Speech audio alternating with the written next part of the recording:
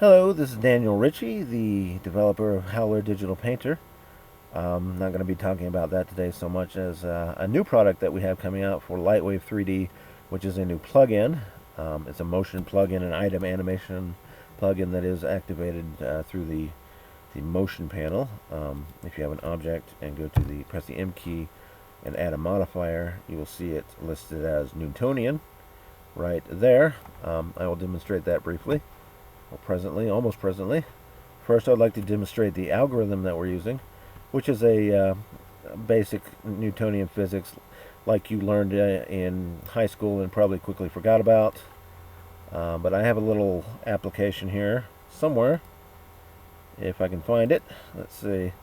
Well, I have a demonstration video. I'll show this first. We have a null object, and this circular thing is an object that follows the null object. And as you can see, hopefully you're getting a reasonable frame rate on this video capture. As you can see, the object doesn't follow it exactly. It overshoots, it sort of orbits around. It's as if it was connected with a bungee cord or a spring. If we turn the stiffness down, it'll get sort of a planetary motion. In fact, it does use fairly accurate physics. So let me turn this off. And let me see if I have this application still running somewhere. If not, I'll go find it under there. Let's see. Here we go. Whoops. Just clicked. And it is called Yo-Yo Motion. This is just a little app I wrote to test the algorithm. Let me give it a little more gravity. In fact, it does, in fact, act something like a yo-yo. If you think about it, a yo-yo is a ball connected, or a disc or something connected via a string, and it will get some fairly realistic physics because it is an actual physical object. In fact, if we spun this around, I know you're not getting the best frame rate with this video, but I think hopefully you can tell what the motion is doing. If we spin this around, we even get the around the world effect, as you see there. Alright, so that was just a quick demonstration of how the algorithm works.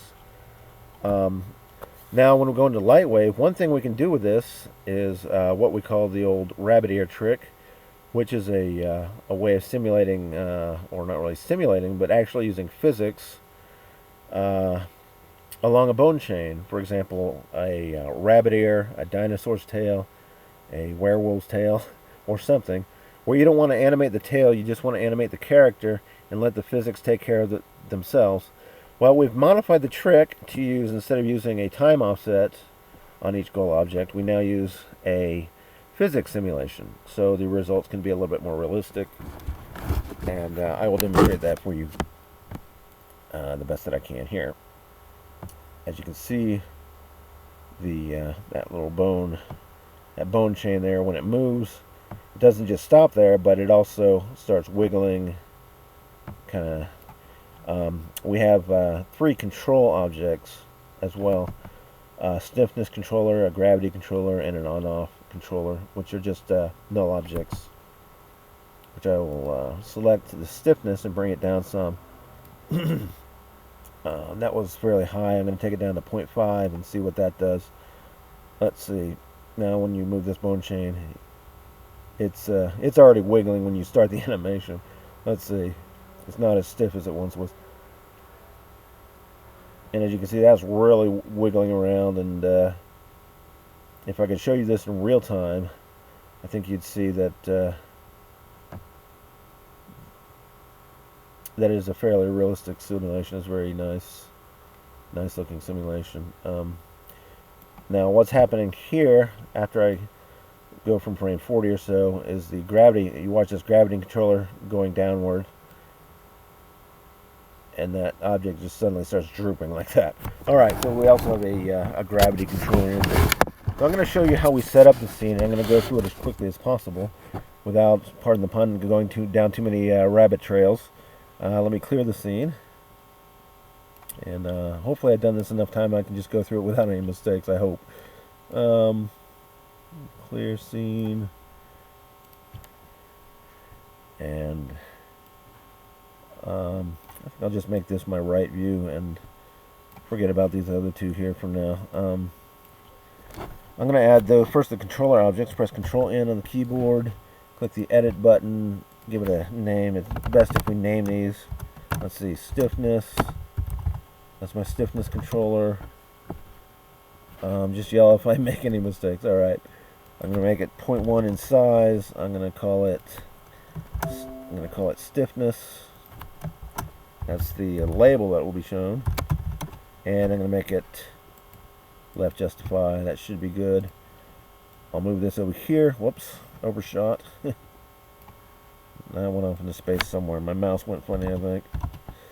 Alright. I'm on a sort of a funny surface. I'm going to move this over here. I'm going to turn off X and Z so it'll only move on the Y-axis. And I'm going to go ahead and add the rest of the controllers now. Control N, call this one gravity. Edit it, make it 0.1 in size. One thing I forgot to do was give it a little funny shape. I'll make it a pyramid shape. Call it gravity. That's the label. And left justification. And that should be good. If you do forget to add that little shape and you really want it, you can always go back. Add something. Press M on the key. No, I'm sorry. Press P on the keyboard. There's an item shapes plugin already added for you, and we're going to make that shape pyramid in shape. All right. Good to know about. Control N. Make this the on-off controller. Edit it. Give it the gravity. Give it the pyramid. Give it the 0.1 in size. Call it on/off. And left justify. All right, that one we also want to put a limit on the y-axis because we just want it to go from 0 to 1. Let me see these. I want to make sure I turn off everything but the y-axis. All right, I'll go into motion options, controllers and limiters, and y position limit, and just make it 0 to 1. All right, and that will make it so it's just basically on or off, on or off. All right. I'm going to move around so I can get the circulation back in my legs. Now I'm going to add an object. This would normally be the object that we've modeled: a rabbit, a dinosaur, a werewolf, whatever. But I'm just going to use a null object since I'm in the Discovery edition and they only give you 400 points to work with. I'm not going to bother too much about it. Alright, so we want to draw a bone chain for this. I'll go into Setup and just draw child bones. Normally you wouldn't draw or add bones on an axis like this. Normally it'd be along a X, Y, or whatever, X or Y axis, but I'm just going to do it this way because it's easier to see. That's really the only reason I do it this way. I'm going to add 4 bones for a chain and then a final bone, which will just be a little handle for our last goal object, which we'll talk about later. Alright, so now that I've done that, one other thing I'm going to want to do is set the IK properties for these while I'm thinking about it. Shift click on each bone, just the first 4. Press motion M on the keyboard, and make sure you're on the rotation panel. Make sure you're not in position or scale, and select heading controller as IK and pitch controller as IK, or inverse kinematics. Alright, now we have to add our goal objects, which I will do now. Press Control N on the keyboard, call it goal. Not going to add anything fancy to that one. I'm just going to move it into position. Press Alt on the keyboard. That will, like a grid, that'll pop it to the nearest available spot there that's an object or whatever. It's like a grid. I'm going to go ahead to the motion options with the M on the keyboard. Make sure I'm in IK and modifiers. And finally select our plugin. Newtonian. It's called Newtonian Follower. Double click. And as of this writing, we're still beta, so this may change slightly. But I do believe this is pretty similar to what it's going to end up looking like. Select the item to follow. Let me see. We are... Well, I can't close that because this thing's open. But we don't want to parent to the first bone because this is a goal object, and that wouldn't give it anything to point to. We want it to be something we point at, so it has to be at the end of the first bone, or in other words, the beginning of the second bone. So I'm going to make the follow item to follow rather, the second bone, which is where it's at right now. I'm going to give it a stiffness of 0.8. We want this to be fairly stiff because it's at the near the base of this chain. As they go out, they'll get less stiff. So 0.8 to start with. We're not going to add any gravity to it because we can add that with the controller later. Stiffness controller object. We already created an object for that called stiffness. Gravity controller object. We made an object called gravity, and on-off controller object. We made a object called. Well, I thought I called it on-off. There it is. You do not have to use these controller objects. They are optional. But since we are setting this up this project, we're going to go ahead and do it that way. Click OK. And now that we've set all that up, we don't have to do it again. This is a nice optimize. All we have to do is Control C on the keyboard. Just make sure we have the right goal object selected. That's goal. Press Control C on the keyboard. Make one clone and move it. Press Alt on the keyboard. And that's our first copy of that. Going to motion options. Now, as you can see, it still already has that follower plugin added. And all we have to do is change the item to follow to the third bone, and we have to change the stiffness to 0.6. Hit OK. We'll do that 2 more times. So make sure that item is selected. Press Control C on the keyboard. Move it up to the third area. Let's see, M on the keyboard. Go to the plugin. This should be now 0.4, and we'll make sure that's pointing on the fourth bone. And we'll do it one more time. Control C. We'll move it up. And this is why we added this handle at the end of this bone chain. It's not going to be part of our IK setup, but it needs to be there because we need to parent this goal object to it. So press Alt on the keyboard, and whoops, you got to be moving the mouse first, and then you press Alt on the keyboard. Otherwise, you end up scrolling your screen around. All right, so let me edit the final properties for this. It should be pointing to this last bone, which is that little skinny one, right at the end, and 0.2 for stiffness. And you don't want to go down to 0, or there'll just be no stiffness whatsoever. It'll just shoot off into space somewhere. All right.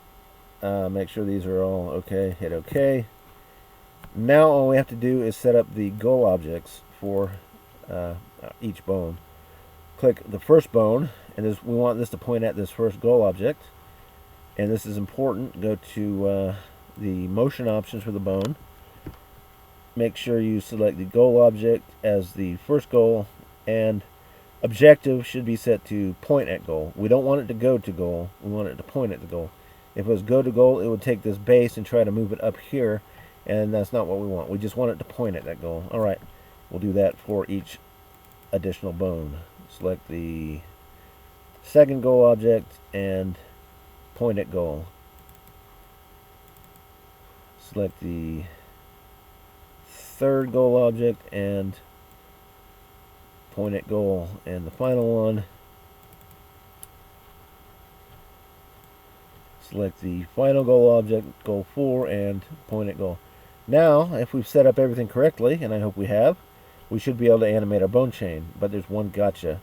Let me demonstrate. Let's go into object mode, Shift O on the keyboard, which should be our rabbit head. We haven't actually named it rabbit head, so I think I'd better go ahead and do that so we don't get confused. Let's see, go to, I think that's under items, rename.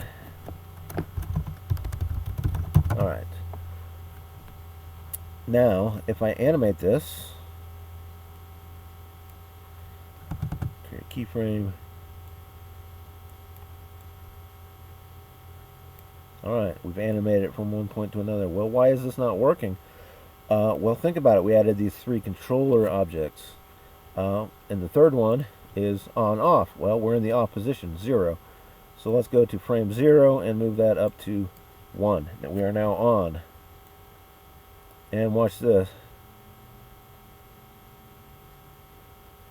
Yes, we are getting some dynamics, but they are very, very crazy. As you can see, these goal objects have shot off into space. Why is that? Well, like same reason before, we have this stiffness object, and it's set to almost nothing. Well, let's set this to 1 or thereabouts. Grid in Lightwave is very helpful here. It should be 1 by the time you reach that first grid. Well, 994.8 something, that's almost 1. Now let's animate that. We're on auto key create, so we didn't have to create a keyframe automatically. What just happened? Well, voila, suddenly our bone chain is animating with a nice dynamic. You can see it wiggle, especially right at the end here. Yeah, it's still a little stiff. Yeah, it's kind of like a fishing pole more than a dinosaur tail. Well, that's why we have that stiffness parameter. Even that's kind of cool, though. Well, let's move the stiffness down to, say, 0.5 and see what happens. Suddenly, it's getting this nice whipping motion. You could buy that as a sauropod walking along with his tail up in the air. If you use your imagination, at least. That's getting there. All right, let's try one more thing. Let's do it. Stiffness is 1/3 or thereabouts, and it's definitely getting wiggly and all that. In fact, there's quite a lot of motion in there. But that is a keyframeable thing, so you can start it out stiff and then make it go limp later on somewhere down the line. Or you can modify this gravity. Let's try that and see what happens, in fact. Let's see. Take this gravity, give it a keyframe there, and move gravity down and see what happens. Oh, hey, look at that. That's probably a bit much. Gravity is a bit sensitive after all.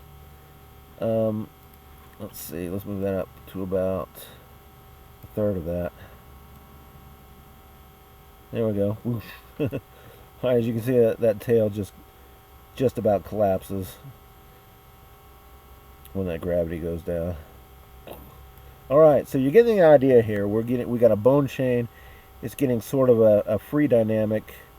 This is using our new dynamic program, a plugin called Newtonian Motion. Hope this tutorial has been helpful for setting up bone chains with a sort of a free dynamic, or not quite free. We are going to charge a little something for the plugin. It's going to be pretty reasonable, probably $5.99 for a single license, and a reasonable value for a infinite or at least unlimited site license. We haven't completely discussed that yet. Alright, so this is one possible use for it. I'd like to talk about Howler. I am the developer of Howler Digital Painter.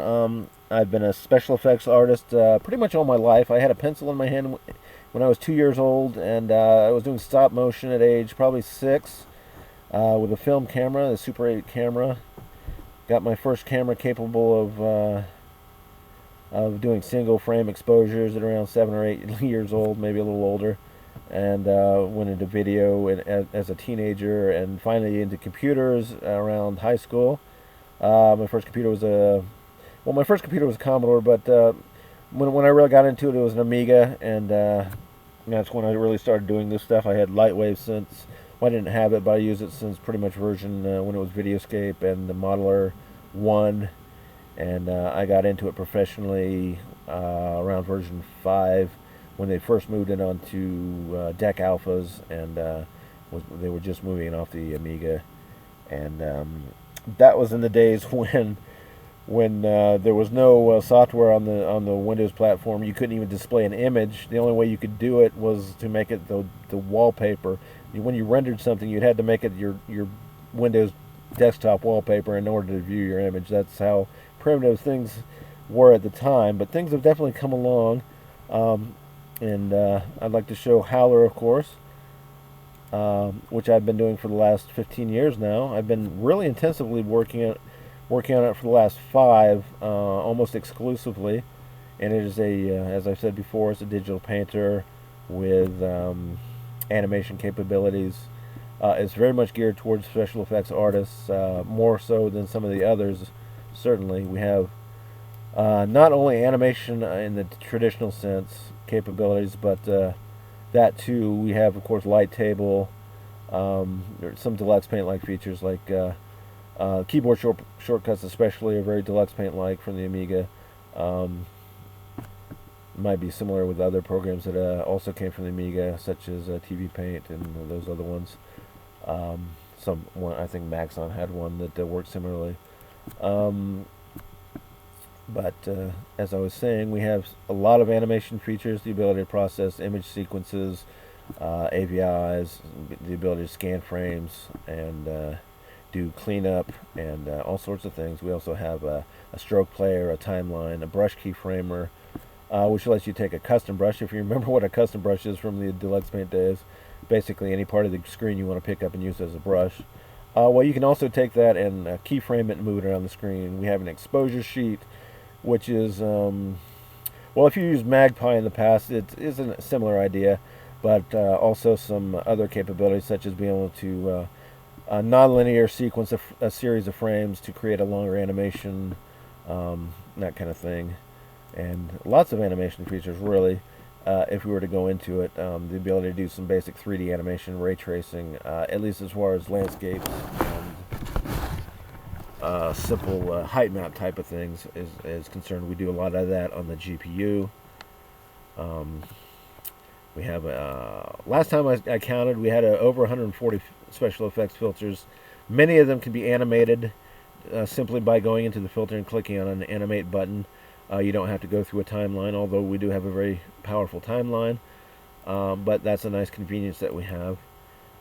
We do have really a lot of the typical image processing filters you'd find in a more typical photographic type program. I won't throw any names out there, but plus a lot that are geared towards doing animation type of work. We have some 3D lighting that can be animated. We have, let's see, you can zoom through a star field, somewhat similar to the old Doctor Who from the Tom Baker / Peter Davison years. All kinds of crazy things. You have the ability to animate some neutrons, or we also have a particle system that can be both animated or it can be used as a drawing tool, which we used to call Optopustics.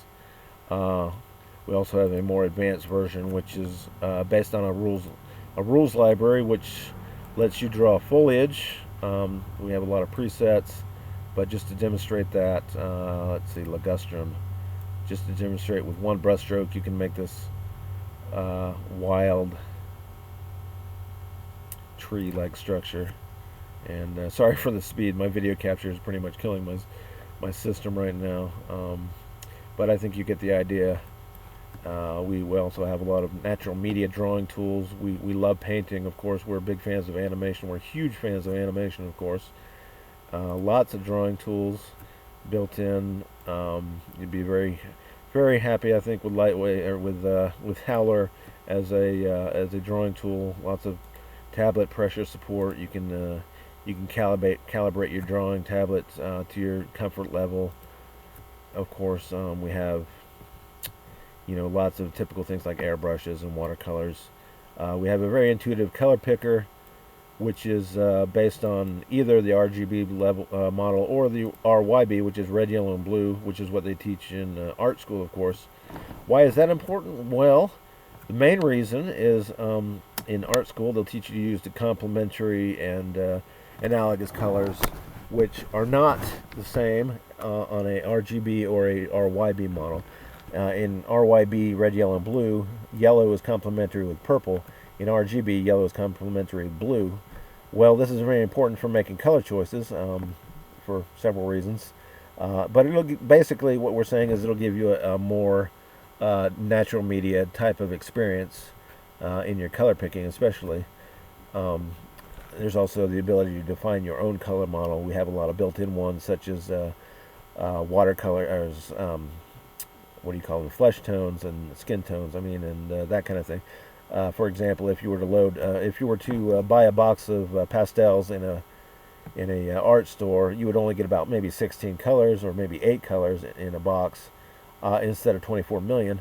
And this just basically lets you select a number of colors that are more typical to what you would get in a particular medium. So those are just a few of the features. We do, of course, have layer mixing. They're not quite the same as they are in that other program I did not mention, but they are. We do have layer mixing. We have really a tremendous number of tools and lots of settings.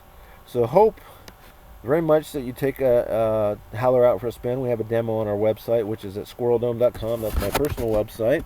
Squirreldome, spelled like it sounds, .com.